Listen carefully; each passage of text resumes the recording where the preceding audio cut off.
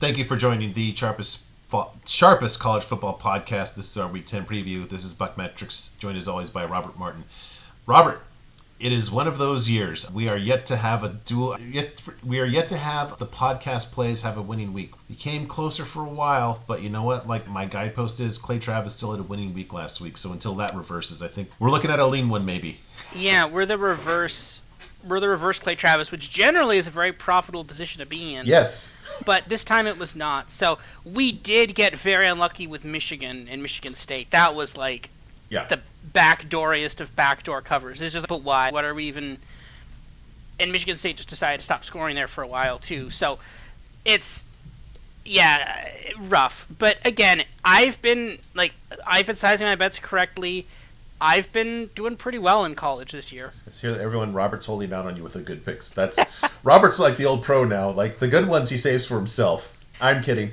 It's a very objective thing where basically I take the two models together, I mash them together, I see where they overlap. So to skip ahead a little bit, we have no sides, only totals this week for the dual model play. So stay tuned for that. We'll get to that in a moment here. If you are new, this is our glossary. Take a screenshot of it and save it wherever you save all your college football work. And if you are returning, as you know by now, you are by definition brilliant. Not by definition brilliant. Our week 9 plays, 3 and 5, taking us down to 45%. O to B, 46% as we were just a week ago. Like you said, there were some tough ones there. We will look at our sharpest look backs at a couple of the ones that were most egregious to me. Looking at the power ratings, as a reminder, I'm going with the Athena ratings now. They just seem to be having a little better feel for this season. Notre Dame, my number one team. What really sticks out to me as we go through our top 20 here is a bit of a difference here on Tennessee. Big difference on Utah here. And then we've got still that diversion that we talked about last week on these one-sided teams, Arkansas and South Carolina. I like your numbers better. I definitely like your number better here on Florida State than mine.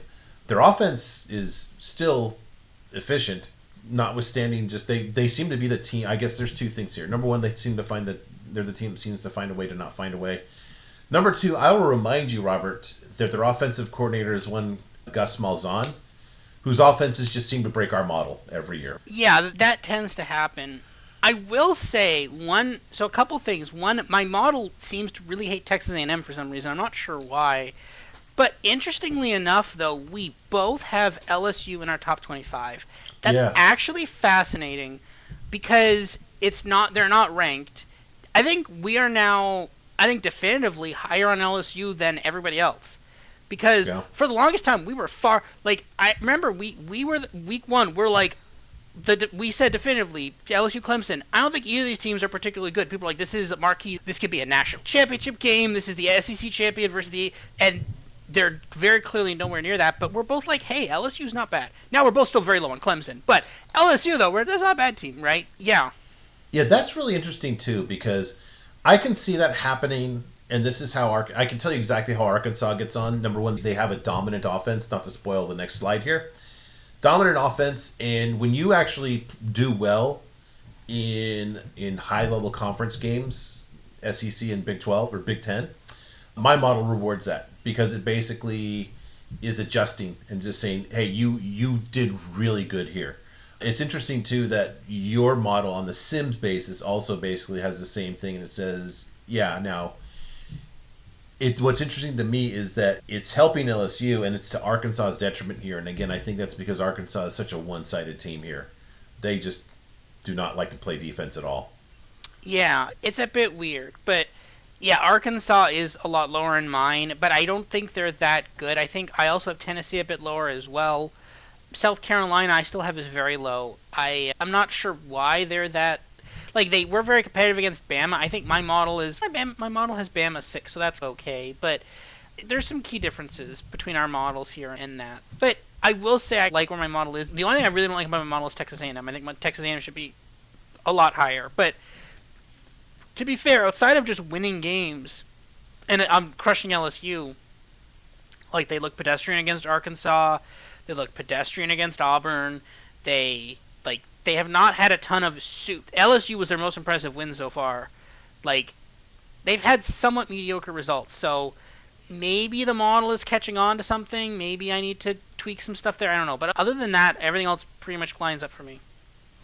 Yeah, interesting too. I can't remember his name. Let me see if I've got it up here real quick. Had a nice back and forth with a gentleman who is a Missouri fan, Joe. That's his name. He just reached out to me. And if anybody has this kind of question, please reach out to me. I love this stuff. It makes me feel important and smart. If you want to know why one team's rated over another, just reach out to me on Twitter. I'm delighted. And I kind of learned too. And one thing he asked me about why Missouri, he's a Missouri fan, why Missouri was below South Carolina.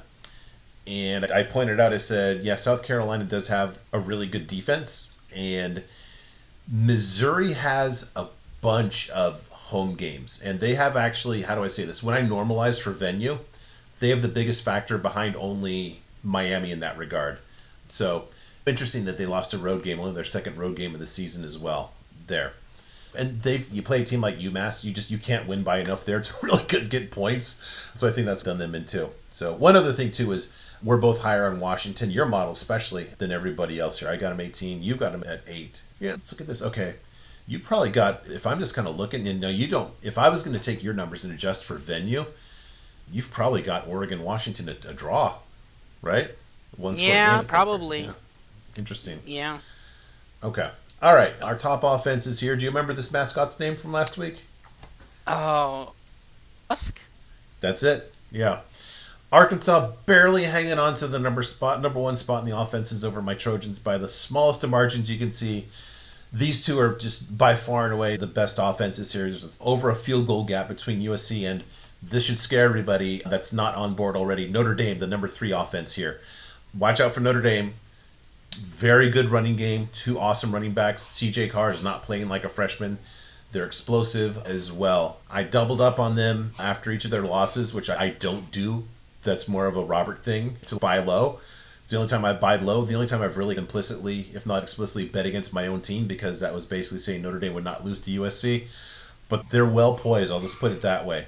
Other than that, we talked about Georgia Tech, and when you talk about them, we think of more as like a physical team, but they're really just they're a scoring team. They're an offensive team. They don't really look at it by the eyeball test, but at the end of the day, they get the points on the board. Yeah, it is. It is. It's Notre Dame is very scary there for that, for sure.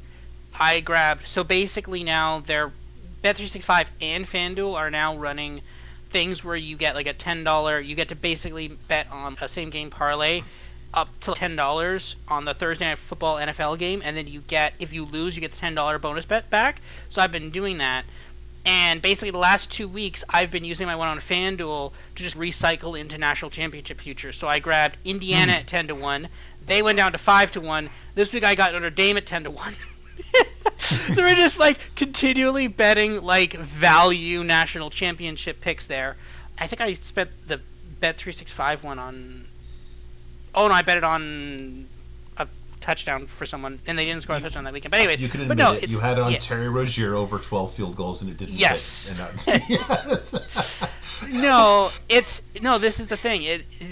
Notre Dame is actually very scary, and I don't like I said this before the Oregon game, right? I'm like, how many teams would you have? How many teams would you give 7.5 to against Indiana? And like how many would you lay 7.5 with against Indiana?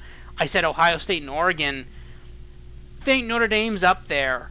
Like, I wouldn't lay 7.5 with them. I don't even lay 3.5 with them against Alabama or Georgia.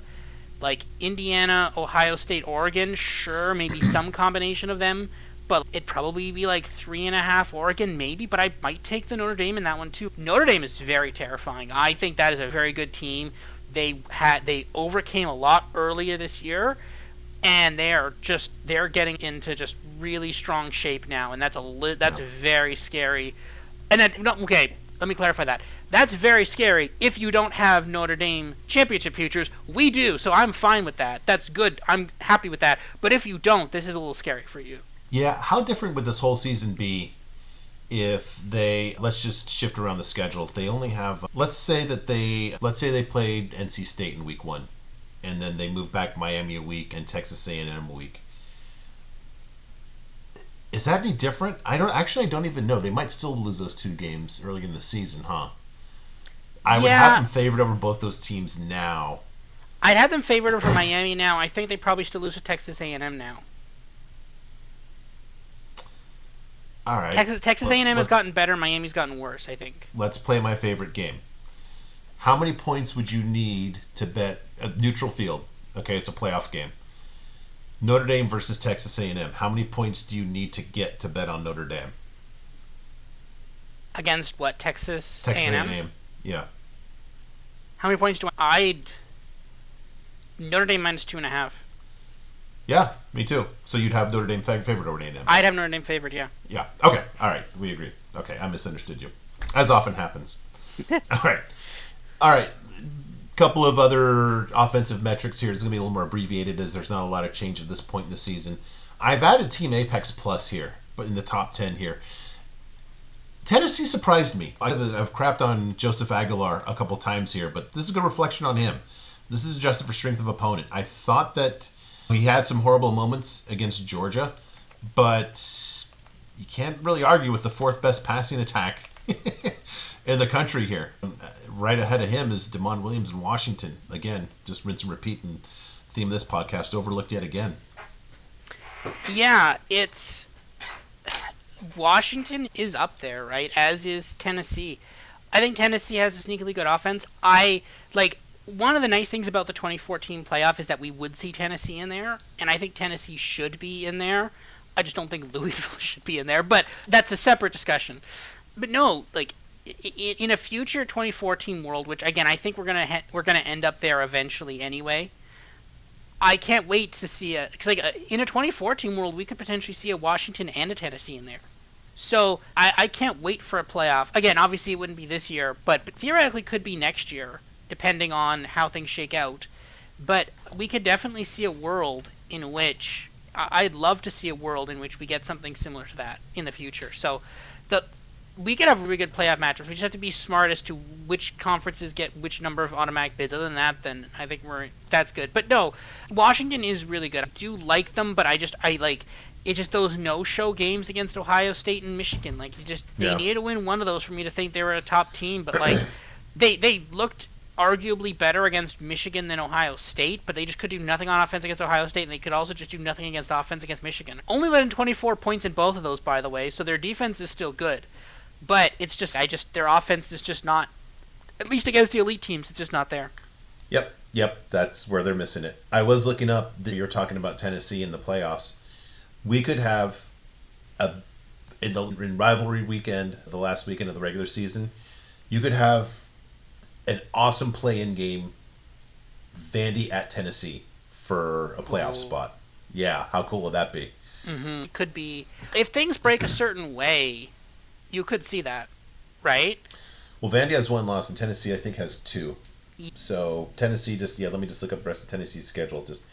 Tennessee needs to not screw it up. Vandy can spend one more loss, as they say. Tennessee they host Oklahoma. Oh, here's the trip up. They host New Mexico State. Tony Sanchez has something special for the Vols. At Florida. You got any confidence in that one, Robert? I don't.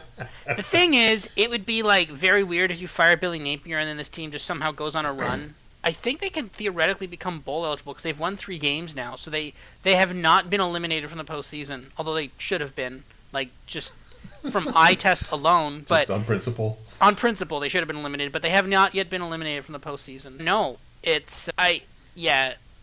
Florida is a very weird one. I don't know what to make of them at all. I'm just that 7.5 line against Georgia, that feels that to me just screams this is a trap. I just don't know which it's a trap for. I don't, so I'm just not touching it. Yeah, I will watch this game, but it's a trap. And I suspect every Florida game from the rest of the season is just going to be a trap of some kind. It's just, this is a trap. I don't know if you're trapping Georgia bettors or Florida bettors. I don't know, but it's one of them. And I just don't want to be on the one that gets trapped. Yeah, if I try not to root so much for teams unless they're mine or against yours, to be honest. Fair. But man, if Tennessee, I would love to see them beat Oklahoma only just to keep that. Tennessee Vandy for a playoff spot would just be, that would have to be the biggest game in that rivalry's history, Tennessee Vandy, because it's always so one-sided. Yeah. Would have to be the biggest one. At 1 o'clock for some stupid reason too. Yeah, they'll hide it on the SEC Plus or something like that. Yeah. That would be great. And then, look, I don't have a real axe to grind against Oklahoma, but man, those fans get so mad. Oklahoma Twitter would just be an overdrive upset. That you have to follow message board geniuses just for them alone again. Between Oklahoma and Texas, both fan bases have fallen apart at Red River at some point. It was amazing. All right, let's go to the defenses here. Top defense, Notre Dame. They were struggling, but hey, you hold USC to 24 points and own that, and look where you wind up. Number one here. Surprises, Arizona has still hung on there. Wake Forest back in the top 20. Nice job, Jake Dickert, as we talked about in the review here. Utah, getting back to classic Utah, unexpected for me. I thought that they were... I was really questioning them after that loss to Texas Tech, and I still worry about their best win. It's great that you beat Colorado, but we'll see. Case for Utah, if not a path. They already have 2 losses, which kind of seems like a death sentence in the Big 12 at this point. They've got to be hoping for real chaos there in Utah. Yeah, Utah needs some help now. I think it's very clear that just Big 12 winner goes to the playoff. That's it. Because that's all you can make the case for. Because everybody's beat up everybody, right? So it's just winner of that goes on. Utah needs some chaos to get there. They only have 1 spot, and that's gonna be the spot, right? And I think it's gonna take for playoff reform here. It is gonna take the Big 12 getting 1 spot for 2 straight years, and the ACC getting 1 spot in the second year and only 2 spots the first year, basically based on a fluke. It's gonna take that for this to happen. So now maybe you could sneak in, but I don't even know if whatever. That's to be determined at a different date. But the way you're going to get playoff reform is the Big 12 is going to have to be shown, nope, you get 1 bid, and the ACC is going to be shown, nope, you get 1 bid too. But no, Utah needs a lot of help. They look so promising, and they've been very rough. Obviously, the loss to Texas Tech and then the loss to BYU. BYU is good, man. That's just a really good team, and my model likes. Yeah, it was weird, right? We were super low on them because they were bringing in Bear Bachmeier instead of Jake Retzlaff, but honestly, they haven't missed a beat. Yeah, sorry to cut you off there, but I was thinking about this as I was walking my dogs today. We were cracking a lot of jokes at BYU's expense, basically threw a lot of laughs at one Trayson Bourget, who we thought was going to be their quarterback, and then Bear Bachmeier just says, "Excuse me, guys, let me just shove this in your face right here." Yeah, I had no opinion. That was the overriding concern for BYU with me, was Bourget. That was the whole narrative, in one word, not even a sentence. That's all I need to know. And they said, Bear. Even 1 syllable. Yeah. Bear greater than Bourget. It's interesting. They seem to me, I'm curious to hear your feeling about this. We've talked about Georgia as the getting away with it team. BYU plays almost the same game, but they feel like a find away rather than getting away with it for some reason. Yeah, I think that encapsulates it perfectly. Georgia is they're oh, it's gonna be. You see their games, it's they look bad this week. It's gonna be this week. It's gonna be this week, and they just somehow find a way to get there. But the other team is no. We're just gonna be in this. We're just gonna be the better team, and we're just gonna stay in this game, and that's how they do it. Yeah. All right, a couple of defensive metrics here by team. Defensive apex, your Ducks still just making light bend from a defensive passing standpoint. Again, as I said in the Week 9 review, why I think that USC is the easiest matchup for Oregon of those ones that we talked about, the 3 between Iowa and Washington and USC. That's going to be tough for Lincoln Riley to overtake there. But Wake Forest, now a top 10 passing defense here. Good for them. Again, we're going to talk about them in a very interesting game in Island Time, so stay tuned for that. Also, we got to be fair if this isn't really our guy here, but Auburn, props for beating Arkansas. Top spot in run defense here. When you actually hold Arkansas to the 30s, you've played a really good defensive game, and that's what Auburn did. Yeah, they really clamped down there. I think they're trying to save Hugh Freeze's job there. But, yeah, no, I did have Arkansas in that game. I think I had the over in that game, too, and I think that went under, if I remember correctly, I think. But it was just yeah, they did a really good job that game. That was probably their best game all season, although it doesn't seem like it against a kind of Arkansas team that's looked very mid. That was actually a very good performance there by Auburn. Yeah. Also, James Madison. This is not easy to do once we're adjusting for strength of opponent here. JMU with a top 10 run defense. That's not easy when you're suffering from playing a bunch of Sun Belt teams that are really going to kill your strength of opponent there. Good job by future Penn State coach Bob Chesney at JMU. Yeah. Actually, as we're doing this right now, they are absolutely crushing Texas State, and I'm assuming that strong rush defense is a huge part of that. That would have to be. All right. The bum list. First of all love to my guy Hovdog, who, like I said in part one, new listener, known him for decades, literally decades. He's a UCLA guy, so please take no offense there, Hovdog. But Nico Iamaleava, under the guidance of who I had been told, Robert, and do I need a recount here to pull in pollster terms? I'd been told that Jerry Neuheisel was the best offensive coordinator in the history of mankind. Apparently that didn't transfer over to Bloomington, because Nico went from in the middle to the bum list here just in one game. Yeah, it's very interesting. Maybe just playing Indiana will do that to you. I think so. It's part of it, but also at the same point in time, like there was improvement on for Nico, and now it's a bit regressed now. I think there was probably some element of just flash in the pan there, and I think UCLA is probably going to have. This is another one where I think, like the UCLA job, in my opinion, is just not open. UCLA is just going to rehire. They're going to hire the ones they have now. Like the interim's done pretty well. What could you really do better than what you've had so far this season? It's interesting, but this is just becoming like, where do the coaches land throughout all kinds of different segments here? Yeah. Apparently, do you know who Casey Wasserman is? No. He's one of these rich LA people, not like one you're talking to on this podcast here, but there's plenty of them around here.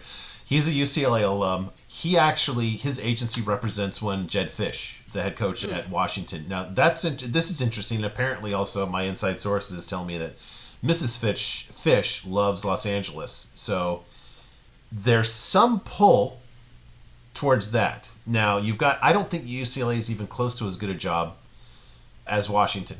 I think we talked about this last week about Washington will eventually have full share of media rights revenue. UCLA will never, because they have to chip off a chunk to Cal. We talked about the 80-yard practice field. Here's something else about Jedd Fisch, just to make this a little Jedd Fisch segment here, interestingly. He is, I did not know this, learned this on the drive back from Sedona. He is an alum of Florida.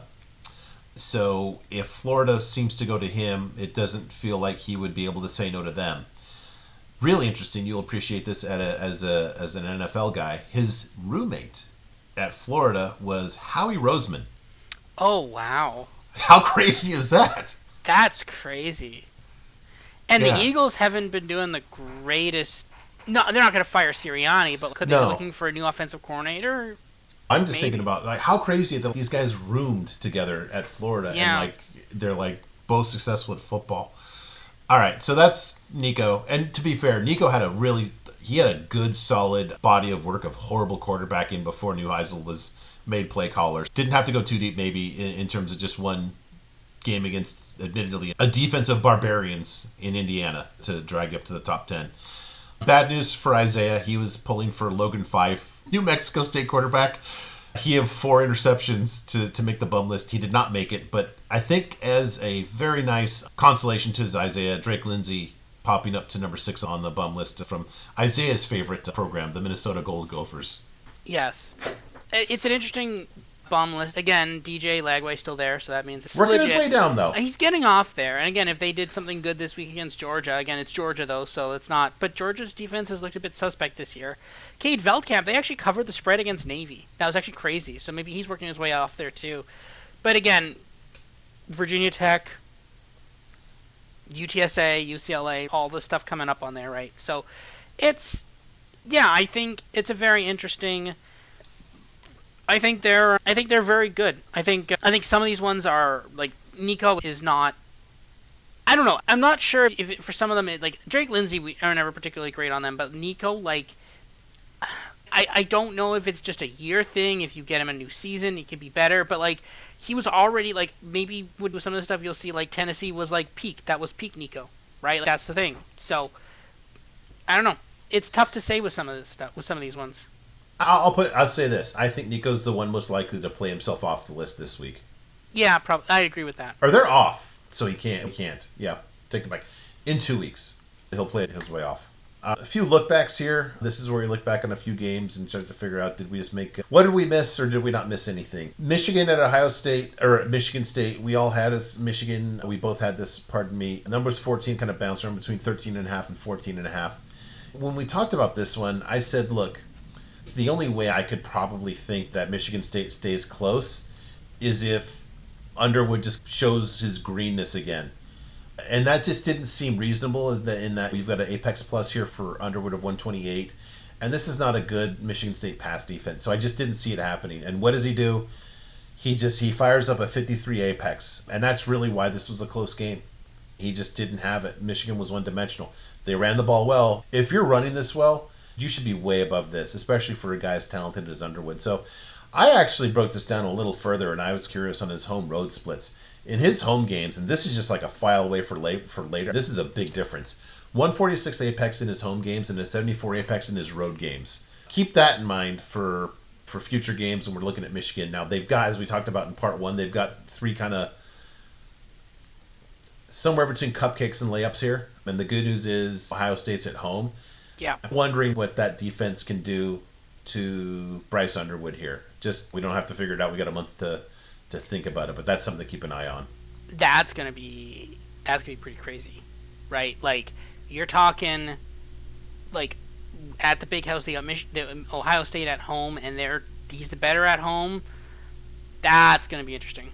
Yeah, and I've read a few articles about, or pieces, let's say, about how Matt Patricia is just using a lot of pro stuff to confuse opposing quarterbacks. I can guarantee you he's going to unload everything. He might have guys doing cartwheels just like in motion here, just to throw off Underwood. That's going to be interesting. You're going to get, you think would be the better version of Underwood against, I'm sure Patricia he's been hearing it. So, yeah, this is great, but if you screw that up, you're going to be a hated man on campus. So don't let it happen. All right, so Underwood, lesson learned, green on the road still. Now, I guess if we're going to look at upsets going forward in one of their layup games, maybe that's where we kind of keep that in mind. All right, Ole Miss and Arkansas. We both had I had the under here. You had this finishing a little bit low, the number 2. The total is 54.5. Oops, here we go, 54.5. I had this as a 44 and 45, my two models. What you really need to do here is look at, OU 359 yards. That's not a lot. You should not, and OU didn't really score a lot anyways. Ole Miss had 431 yards, but they had it on, if I look here, was it 46 passes and 41 on 87 plays. That's well below 5 per play. You run this through the machine, the BuckMetrics machine, if you will, and say, okay, with this many yards, this many plays, and so on and so forth, what's the projected score? Ole Miss 23, Oklahoma 27. Now, this is funny on a couple things. Number one, not so funny. They should have gone under. Basically, you had this pegged almost exactly here in the total here, 50 to 51.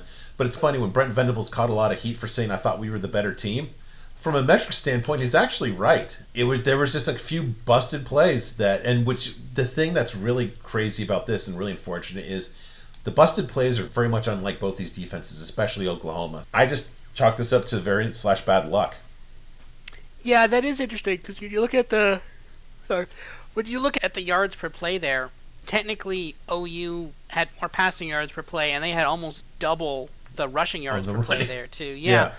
Technically, OU was the better team in terms of that. Now, some of those stats can be a bit deceiving but again, that not really because Mississippi scored 9 in the thing. Now, I think they had they had fumbles, I think, if I remember correctly. I can't remember what specifically happened in this game for some of the stuff, but it was a bit of a weird game, but my model did have Mississippi favored, and they did win, so it's whatever, but no, OU definitely gave them a bit of a scare. They definitely, especially in the third quarter, they gave them a bit of a scare there. Yeah. Yeah, no, they were leading after 3 quarters. Yeah. This is just the ultimate, what can you do? Yeah. Minnesota held to 133 yards. Iowa with all of 274. Anybody that knows this, that is still listening at this point will know if you have 274 yards, there's no way you should score 40 points. Run this through the BuckMetrics machine. This comes out Iowa 23, Minnesota 0. What's really interesting about that is all three of the models basically had Iowa's 23 nailed right here. And it was just a matter of, can Minnesota do their part and not score? And they did. They took a coward's field goal.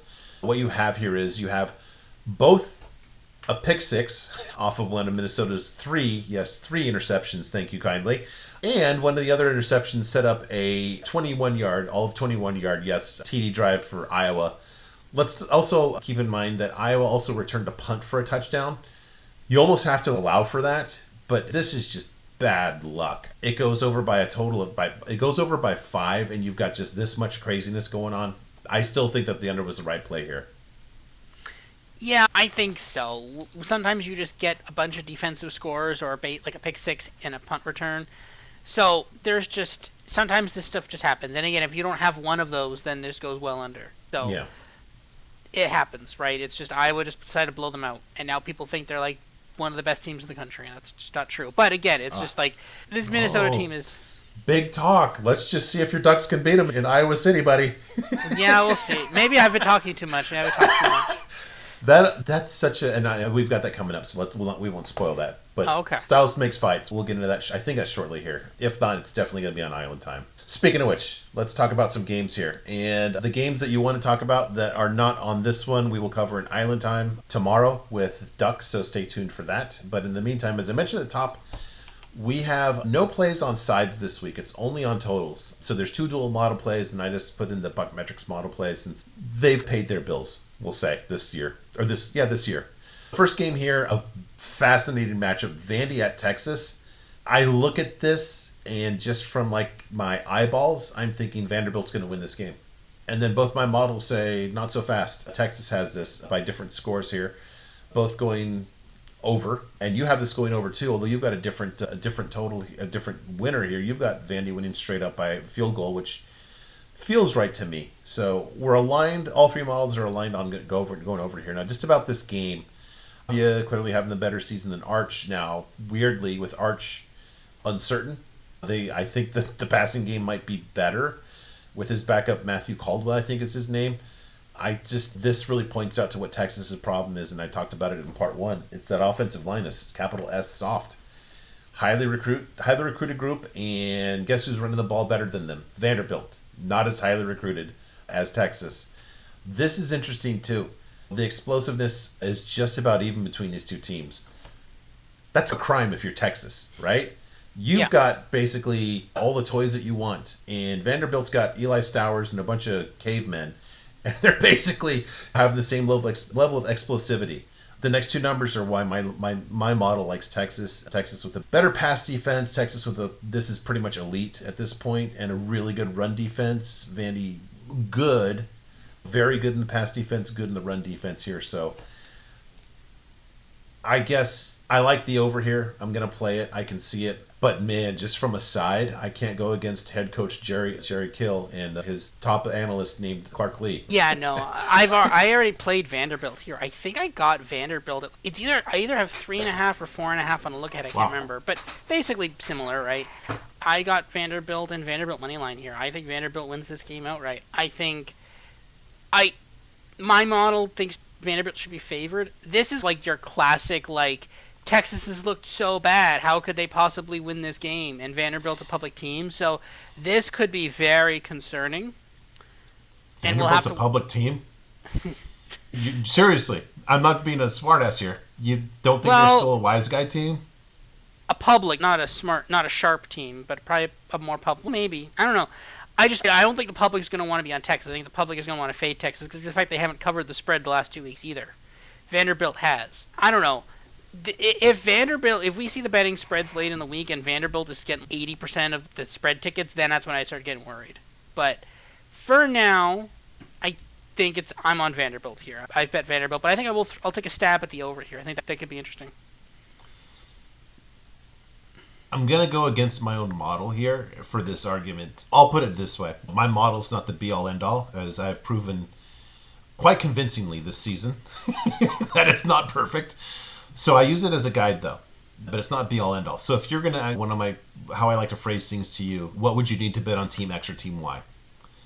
I would bet on Vandy giving it, I couldn't pass them up giving 2.5. Let's just say that, okay? If you gave me $100. If Vanderbilt's at minus 2.5 or less, yeah, I'd definitely do that. If I was going to have to, if you said, how much you gave me $100, how many points do you need on Texas? with Texas. I would need at least 7.5. Yeah, I couldn't without that, right? yeah, because there is that risk of, oh, okay, the end just falls out and they just lose by 7 and they can't cover that. Yeah. That's the.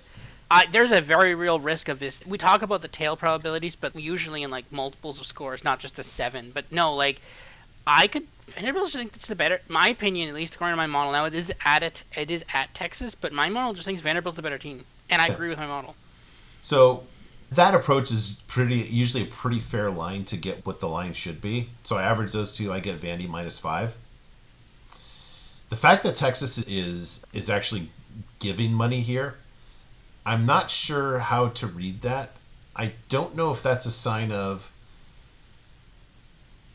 are the books just saying the public's going to bet on Texas anyways, so we might as well make it that rather than just give them extra points? That's why I had to think twice when you said Vandy's the public team here, because I think Vandy should be favored, and if they're basically swinging it the other way, it just feels to me like they're protecting them. So like there's just value, there's brand name value. How do I say that? I'm going to say it wrong here. You can find value by fading the brand name. Yeah, I just don't know where it's gonna be in terms of. I don't know. Where like I need to see the betting splits. I've bet Vanderbilt already. I'll leave it that. If there is more bets on Texas, then I'll put more on Vanderbilt. But for now, I'm happy with my position. I'm with Vanderbilt. I think Jerry Kill is just a better coach, honestly, than Steve Sarkisian. I'm with Jerry Kill on this one. Yes, it's a mismatch. All right, the other dual model play here, again, this is on a total, is, as I talked about earlier, Georgia Tech, surprisingly good offensive team, not so much defensively, against circling the drain NC State. Although NC State, surprisingly efficiently this is not a bad passing offense here. You've got a really good passing offense here for Georgia Tech. You've got I don't want to say it's an unstoppable running game, but I tell you, my team, if I was facing Georgia Tech, I would be very afraid of this running offense right here. Georgia Tech explosive enough, basically given how much of an advantage they have in the run offense here. Georgia Tech, good pass defense, a little obliging here on the run game. And same thing here. This is average for a a pass defense here for NC State, and this is not really a great run defense either. So I went through this before in Georgia Tech and Duke a few weeks ago. Don't know if you remember that, and they broke our hearts. Although Duke just did some of these dumb things again, where they cost themselves like 3 touchdowns. We've got this going over comfortably. My models have totals here 73 and 72. You have a more moderate 66, but that's still plenty of margin here. Not really the first game that you think of when you say, ooh, I want to go over here, but Georgia Tech definitely has that profile, and NC State to a lesser degree. Yeah, I really like what my model says here. 2 scores, that sounds right, actually. I think 1 score is too low. Even on the road, I think that's... I like what my model says, so I think I already took some Georgia Tech -6.5. But, yeah, I could see an overplay here. Georgia Tech could get you a lot of the way there by yourself. We haven't gained them 40. They just basically need 18 points from NC State. I think we can get there. Yeah. Yeah, it's interesting. I was going to say that I like your side play there, too, because... If you're gonna say how many, this line could be 14.5, and still I could probably just pass on NC State. Just say, no. I mean, as you were talking about in the last game, there seems to be a long tail here. Georgia Tech might really have their way. I don't know if it'll be a name your score, but Georgia Tech might be able to name how many they have. Yeah, so I think I like the overplay here, so I'll be doing that one as well. All right, then we got some BuckMetrics total plays here. The first one is, this would be leg 2. Would it be? Yeah, leg 2 of the Commander-in-Chief Trophy. Army against Air Force. Air Force is the ultimate over team this year. Not very fond of running the ball, or how do I say this? Very good at running the ball and really not fond at tackling. Army's offense is not great here. You have a pretty modest offensive rating here. But man, this Air Force defense is just about as bad as it gets. 49.5 is a high total here for one of these academy games. You actually have it going below that. My models have a total of 73 and 72. This -2 is just, I would have no idea how to tag a side here, because I'll agree with my model here on the total. I think this is a high scoring game. No offense to you and your model. I think this is 2 teams trading punches, and how I wouldn't even know how to set a side here. I guess if I was, I think Air Force keeps it a one-score game, and maybe we just start from there. But I don't see this Army off or defense as capable of slowing down this Air Force offense is for real here. My line here is very weird. 24-16. That's a very weird line. That's Four like nine a and a half. 20,000. That's like a 2018 total you've Yeah, got there, rather than. I yeah, I don't know what this game feels like. It should be pretty high scoring. I think the 49.5 is a bit low there. I think my model is saying Army's offense is bad and Air Force's defense is bad. So you just and Air Force's offense is good and Army's defense is okay. So then it's maybe that's what my model is saying. I don't know, and that's why you just get like you get okay, the better defense shuts down the better offense, and then the bad offense is able to exploit the really bad defense, and then you get something like that. I don't know, but that my model does seem to have a clear play here. But I do the over here. I think there should be some points scored in this. Army has been able to score a lot of points when they need to and want to. I just hold on to just I don't want to make people dizzy. I want to give some context to the Air Force defensive apex of 200 here. I'm going to go back a few slides here to when we had the top offenses. Let's use my team since they're pretty much about the best passing game around here. Air Force's defense is making every team they've played, not one game, the average opponent, the composite of all their opponents are performing at a USC level of passing game. Like you see Jaden Mayava throwing for 400 yards a game and you get 60-yard touchdowns against Notre Dame and this and that. That's like just another Saturday for Air Force, okay? That's how bad this defense is. It's, not to butter up my own team, but I'd be scared facing USC's passing offense unless I'm Oregon and I have an elite passing defense. If I have to basically start by facing just an average team going against USC, I'm hurting, okay? And this Army team can throw the ball too, so it's going to get out of control.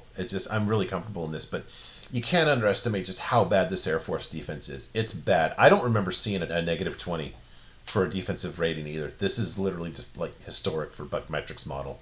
Yeah. All right. This next one has a side play here, or it has a total here, but I think the side is really interesting. So let's get the total out of the way here. Your model is on a different side than me. I've got this going under. This is Miami and SMU. The total is 50.5.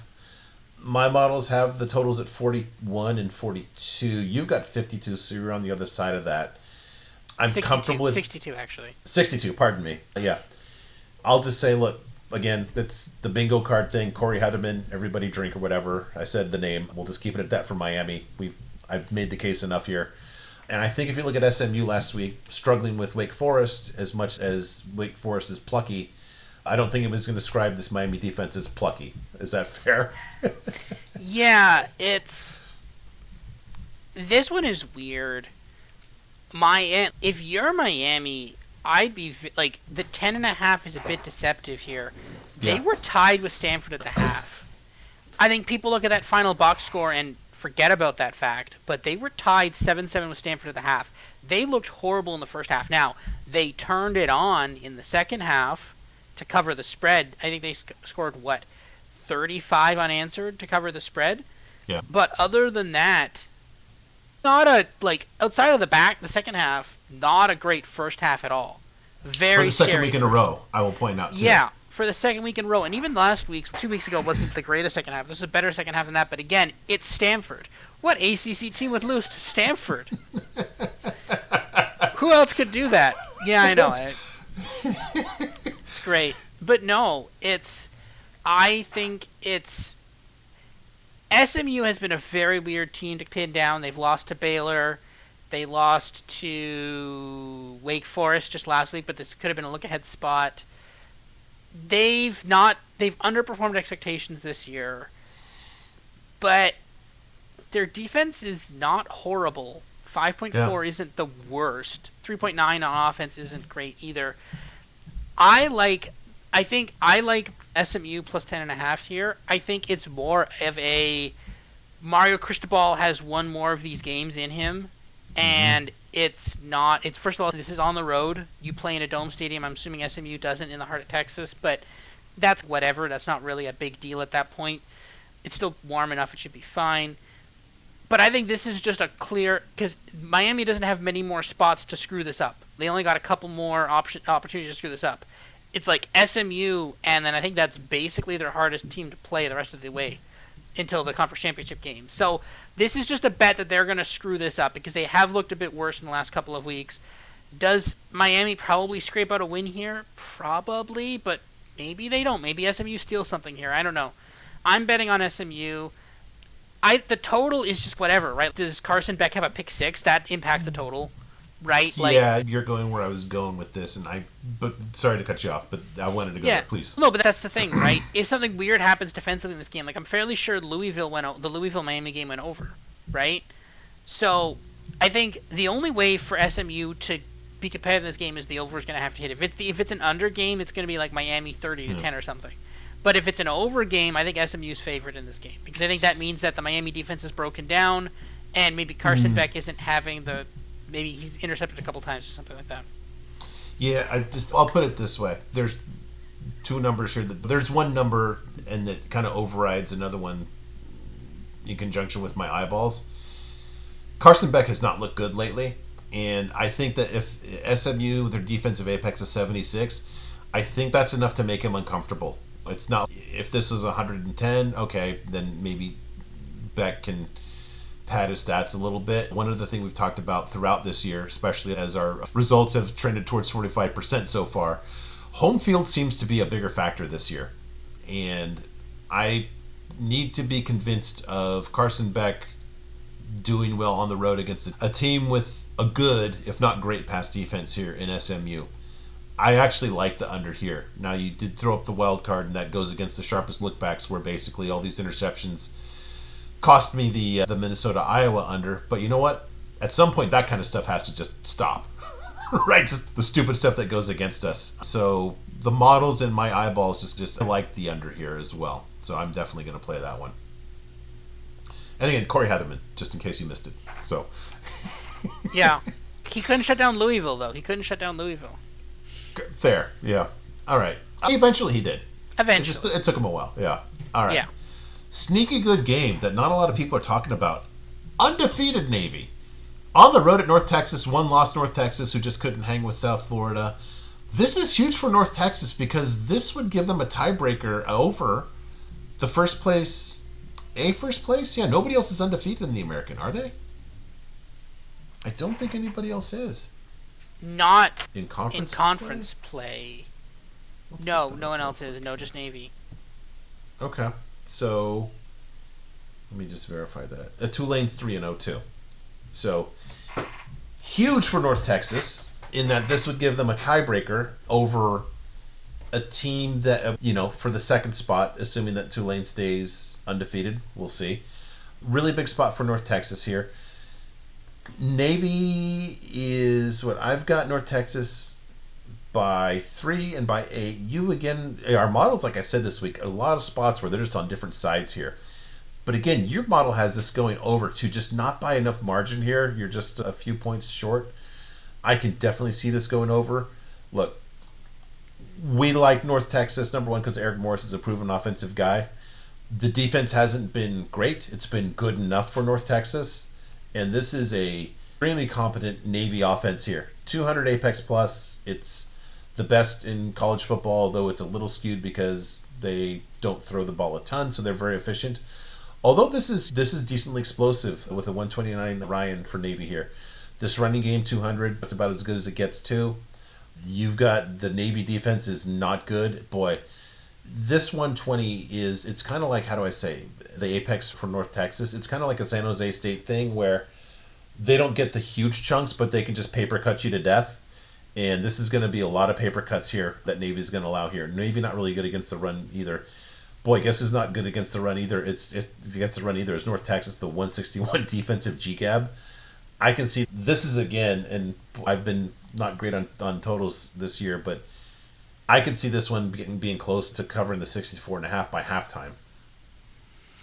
Yeah, this could be a very high scoring game. So I like the over in this game too. I think my model's on, I guess technically not on the over because it's at a What is that, It's not at 70? 7 points. Yeah, Yeah, it's at it's like at 70. 6, so So it's very close. We might need to adjust the dual model plays down. If it's like a 4 or something plus, then we might need to do that. But if you just adjust down like a point or two. but it's not back tested. That's the thing. Fair, that's fair, that's fair. But we can give this kind of data to the lawyer listeners and say, do with it what you will. Yeah. Fair enough. Yeah, that's why we lay it out there too, so they can see what my model's saying and you're saying. If it's a green light, even if it's not a dual model play. But yeah, this now here's the thing. I think there was Army last year. I don't know if you remember that Army North Texas game where it just figured to be out of control because North Texas had a really bad defense last year and the final was 14-7. Army. Don't know if you remember that one. The total was like 60 again, so that's the only thing here. But I think this one's just going to be an absolute shootout. Interesting / tough one here. Indiana, first of all, this line seems a little short. Indiana giving 22.5 at Maryland. I know it's a road game. I need to talk through this one with you. Both my models have this as an underplay. Totals both have Indiana in the low 30s at 31 and 30, which just doesn't seem right. Now, Iowa really clamped down Indiana. Maryland's got a really good pass defense, not a great run defense. This is mid to be kind on the Maryland run defense here. I think it takes an exceptional defense like Iowa to keep Indiana in the low 30s. It just seems like it's gonna. I don't know if Indiana's gonna be able to name their total here, but geez, 31 just seems really low for an Indiana total here, doesn't it? Yeah, it does. It does seem low, but it's And your total's right on the number too. yeah. This is weird because last week technically I had a play and we discussed on Island Time. We were on UCLA versus Indiana again, not betting to win, but just to cover. 25.5 seemed like a big number. This is a lower number. I think UCLA is better than Maryland. They actually did beat Maryland, I think, at Maryland. So it's a bit weird that the spread actually went down a little bit. But I don't know. I don't know. Maybe just I'm staying away from this one. I'm not touching this. I think you see it as an underplay. This could be maybe like a very mini Indiana Iowa game. That could be maybe what it is. But other than that, I don't see a ton of options here. I don't see a ton of ways to see this go somewhat differently. So yeah, I don't know. I'm gonna leave it alone. But if you want to throw in an under, maybe that's not a bad play. Maybe. But again, we could look so dumb because Indiana could score 58, and then it's like, okay, they just covered it themselves, right? That's the thing. It's so weird. I don't know.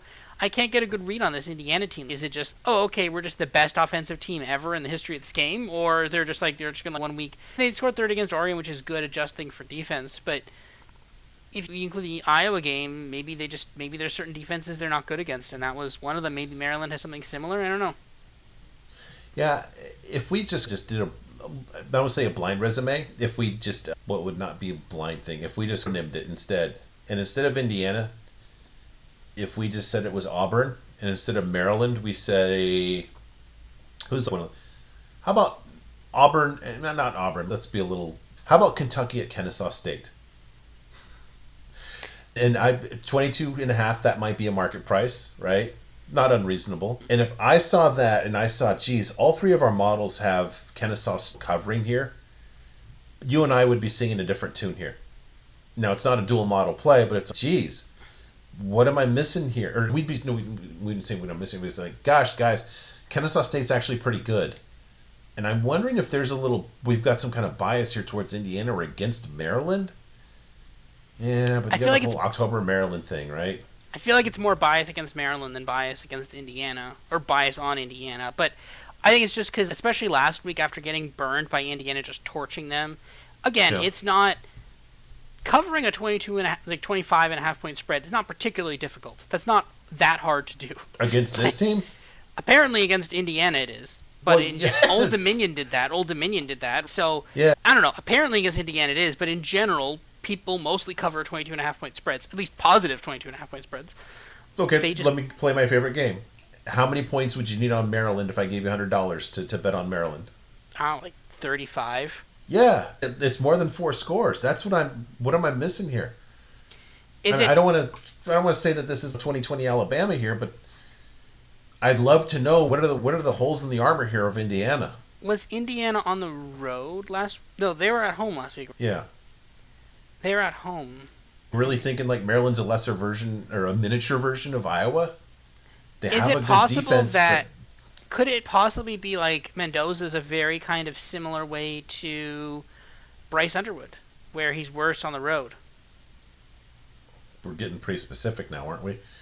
But that would, because again, on the road at Indiana, I think they hosted Kennesaw State, or no, they hosted Old Dominion. I don't think they went to Old Dominion, Yeah.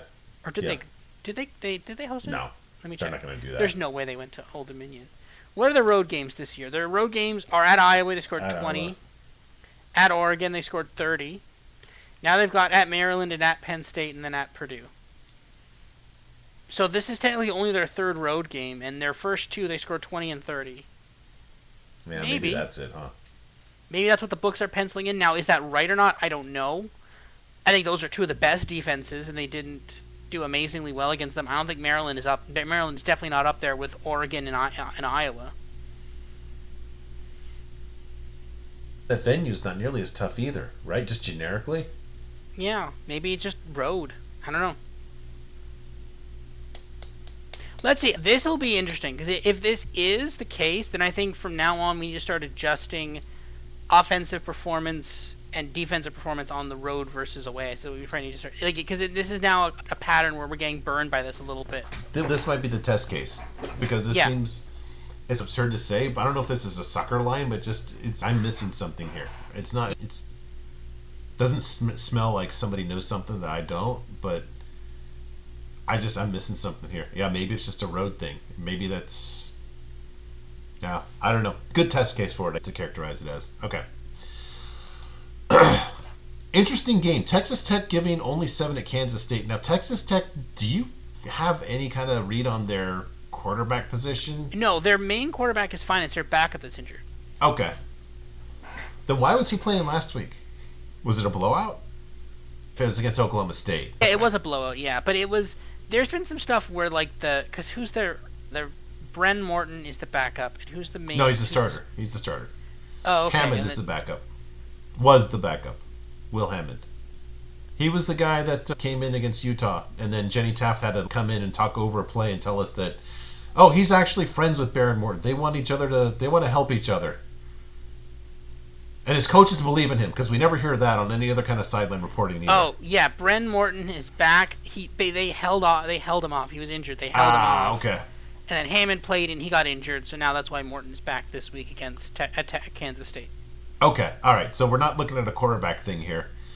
My models are split. My models, one of them has Kansas winning straight up. The other one has Texas Tech by 4. You've got it more how I would expect here, basically Tech by 2 scores. Both my models have this almost safely under totals of 45 and 42 with the numbers at 52.5. Tech's defense obviously is very good, especially by Big 12 standards. They're definitely in the top 2 here. Kansas State has turned it around, and this is a really good pass defense here. Okay against the run. I think I don't know. I don't have enough to disagree with my model if I just kind of look at both teams have better defenses than offensive here. Texas Tech's offense is sneakily not as dynamic as one might think as well. It's just counterintuitive to think Texas Tech going under because they're a public team and everybody thinks that they're just blowing people out. And I don't know. Is Kansas State actually better than people think now? Maybe is that the angle here? I guess. Kansas State has been a weird... Basically, they were dead. Then they decided to beat TCU for some reason. And now they've been crushing teams since then. Oh, no, they beat UCF first. They decided to crush Scott Frost first. Then they beat UCF. Then they beat TCU. Then they beat someone last week. I can't remember who it was. They just about raced Kansas. Kansas, yeah. And then now they're... Actually, now I think about it, too. Kansas has a really good offense. And Kansas State held them in check. Jalen Daniels is has been in the top 10 of the quarterbacks for a while, too. I think maybe that's what I'm missing here is just I'm underappreciating Kansas State's defense here. These are both, once you're above 7 or 8, you're in really good territory here, and both these defenses are. Yeah, sorry to interrupt you there, but I think that's the key, is like what they did to Kansas last week. Yeah, no, I agree with that. I think that's probably correct, but yeah, I think that makes sense. It's tough, like from a, and again, the term I like to use is that we're ruthlessly objective here. So I don't like to say feels. It just feels really weird because I think I don't know if it was a dual model play, but it was definitely, at least my model had it, and one that I cashed on, Kansas State versus Kansas over. It's just really weird in 1 week to go from betting one team over to the very next week going under. Now, okay, yeah, the Kansas defense versus Texas Tech defense is a very different thing, so I could see that. That just speaks to how bad Kansas's offense is, or defense is. It's all about the Kansas benchmark, I guess. Yeah. Okay. All right. Thank you for the therapy session there. Appreciate it. Talked about this one a little bit. This is loser leaves town, for at least for Oklahoma. Tennessee needs to they can lose one more, but basically they're going to make it a tough path for them because they still have to, as we talked about, have to play Vandy. As I spoke about, Tennessee with the top 4 pass offense in all of FBS here. Running the ball better too. Much more explosive on offense too. Definite nod, not unexpectedly, to the Oklahoma defense here. Boy, I've said this time and time again, but these SEC lines just feel a lot like the NFL.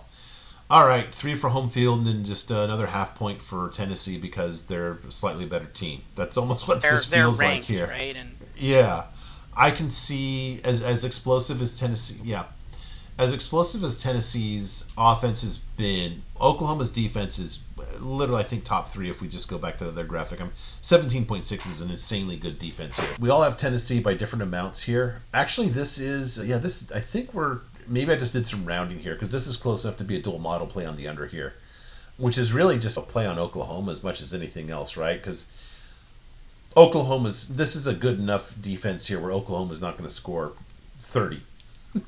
Seems like these numbers seem very fair to Oklahoma right here. I don't think it's any. Boy, all these models have basically the same game here. Totals Oklahoma 21, 22, 24. Tennessee 25, 26, 27. That just feels right. I think if anything, these numbers made me feel a little high to me. But Oklahoma's been pretty good as an under team this year too. I like this one. There's plenty of margin here, and yeah, I guess we can call this a dual model play too. Now that if I kind of unround it, because there's 7.5 margin between your model and the posted number here. I'll take the under here, but I like Oklahoma here. Honestly, we walked through it, and they were the better team against Ole Miss. At least we're very competitive in that game. Which is weird, right? Because the spread was them minus 3.5, and they lost, but they were maybe the better team. But I still don't think 3.5-point favorite's better team, though.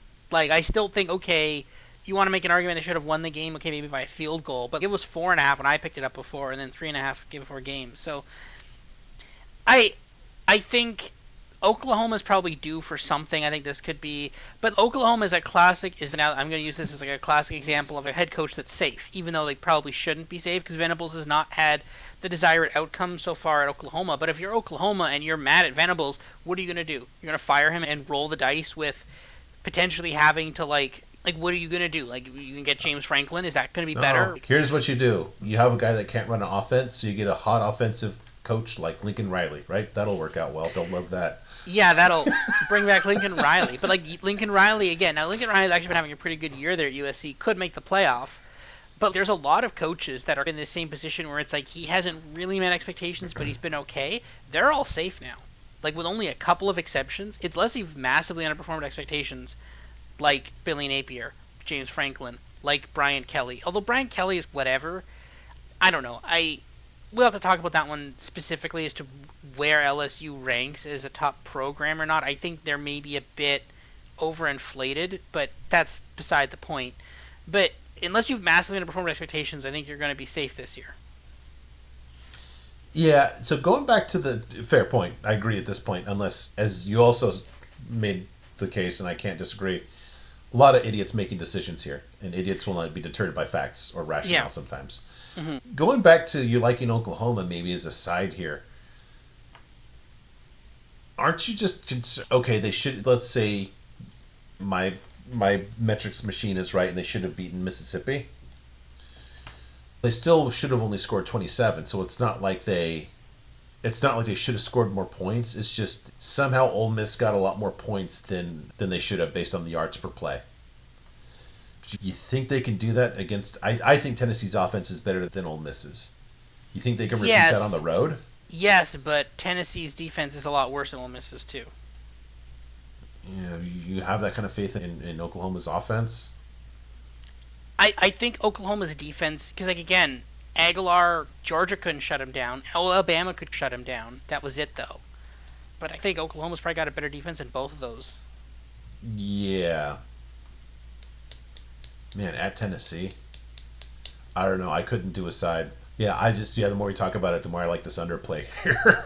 Yeah. The thing is, again, just for reference for those who don't know or haven't been paying attention for the last 2 years, the average FBS game total is 53. So 56 is actually projecting going above, which is interesting for an Oklahoma game, and especially with an Oklahoma game that the line's only 3 as well. So I do with that what you will, but I guess, yeah. If you have faith in the Oklahoma defense, as you talk through it, it comes down to that. The play's on the under here. Yeah. All right. Last one here. This is interesting. Cincinnati, Utah. Talk about a contrast in styles here. Utah, really good by my metrics on both sides of the ball, offense and defense. A little lacking in the passing game. I think with Dampier out there to start that new kid, don't remember his name, but he was actually really good running and passing. Utah's one of the top running offenses in the entire country. Things just fall apart on the Cincinnati side here in terms of this defense. You've got, if I'm just looking at these units here, Cincinnati offense, definitely elite. Utah offense, elite. Utah defense, elite.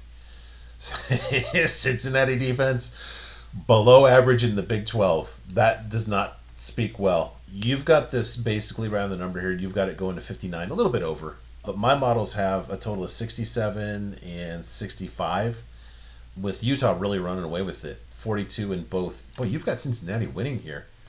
You've got Utah scoring 26 as well. You comfortable with that? Cincinnati's a really good team.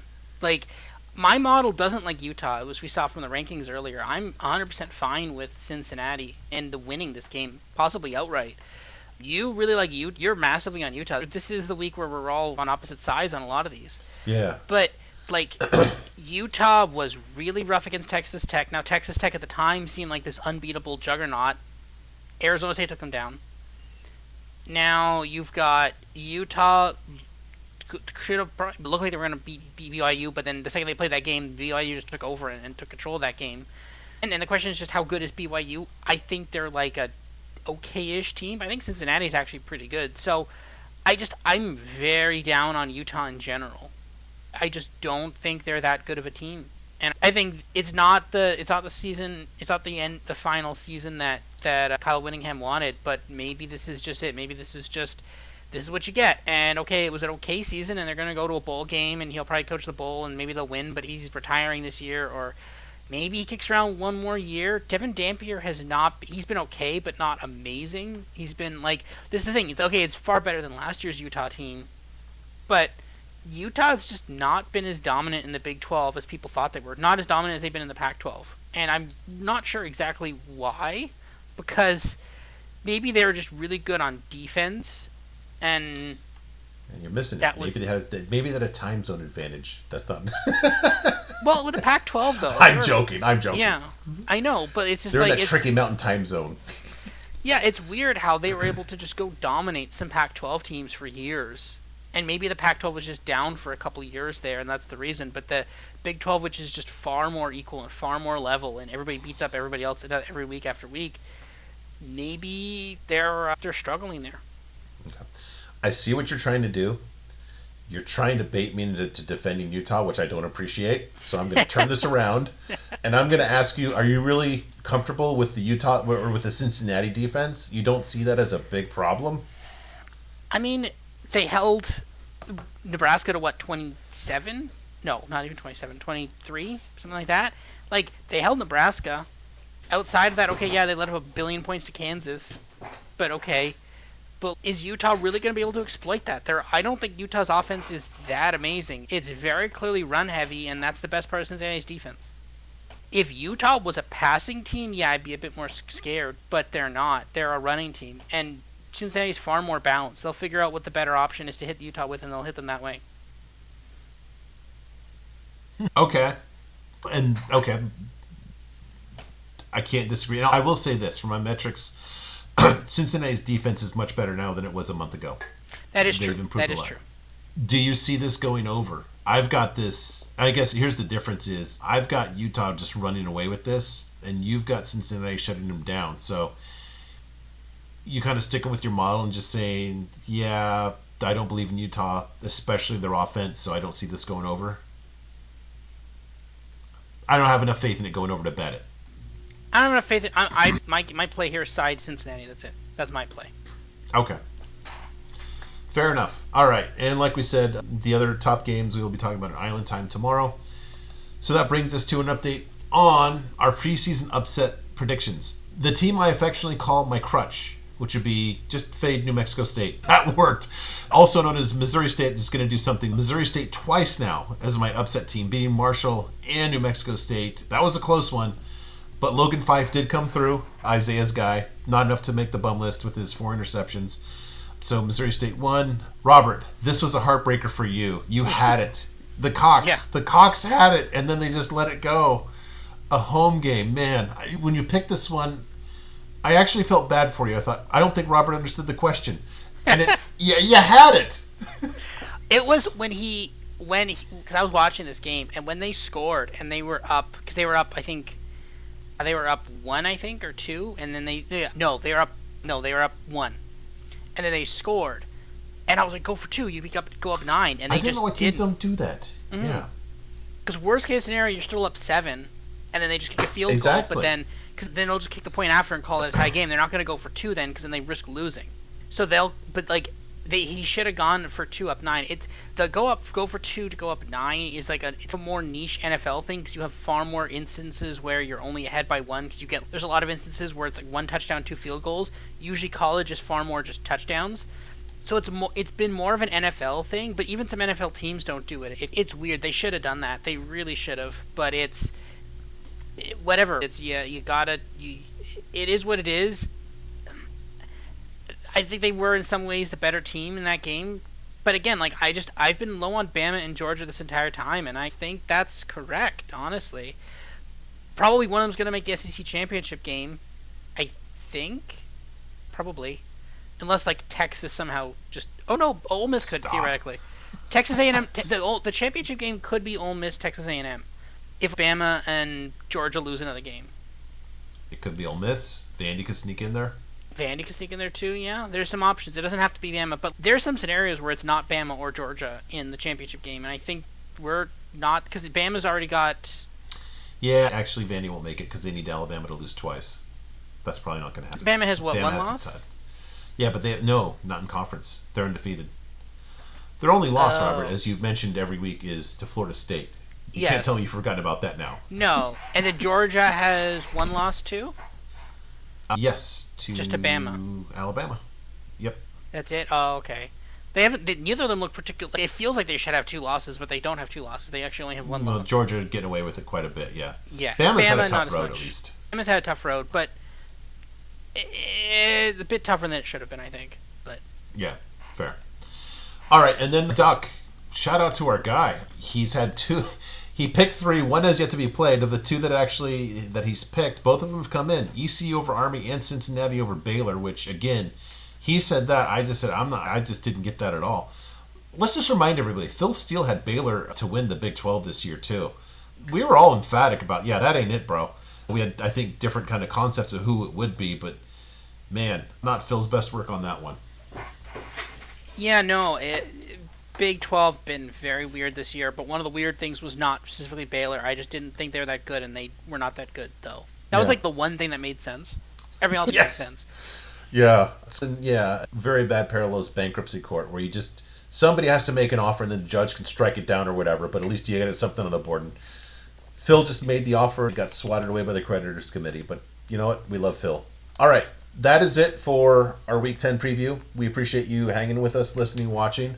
Reminder to check out Island Time tomorrow when Duck joins us and we go over about 6 or 7 games. So we will talk to you then. Yep. Until then, bye-bye. See you, everyone.